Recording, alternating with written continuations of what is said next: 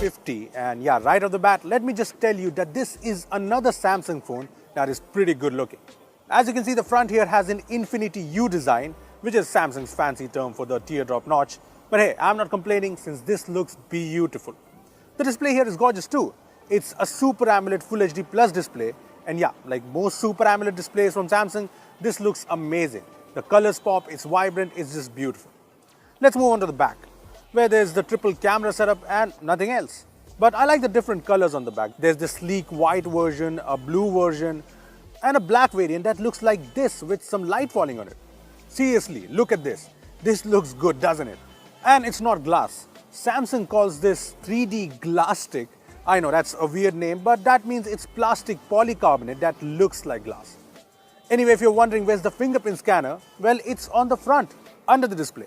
Now, the fingerprint scanners were disabled on these demo units here, but it's an optical sensor, unlike the ultrasonic 3D one on the S10. But hopefully, it's the latest generation optical sensor and it should be fast enough. Apart from that, the headphone jack, the USB-C port, and a single speaker round up the design on the Galaxy A50.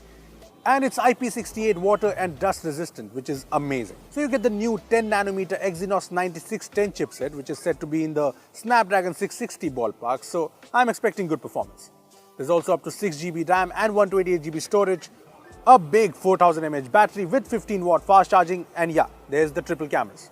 Okay, so the triple camera setup here features a 25MP f1.7 primary sensor, a cool 8MP f2.2 ultra-wide sensor, and a 5MP f2.2 depth sensor for portrait mode shots.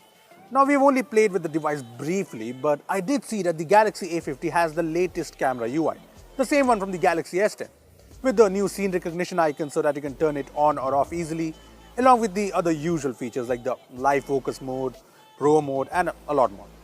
Now, all that is good, but I was a little disappointed to see that the phone only supports 1080p video recording. I mean, the Exynos 9610 supports 4K video recording at up to 120fps.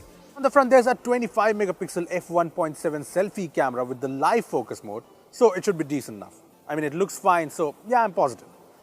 Lastly, the Galaxy A50 comes with the new One UI on top of the latest Android 9 Pie, and that is really nice to see. So you get the new one-handed UI, the new navigation gestures, and Google's digital well-being, which is honestly something I want to see in all Android phones.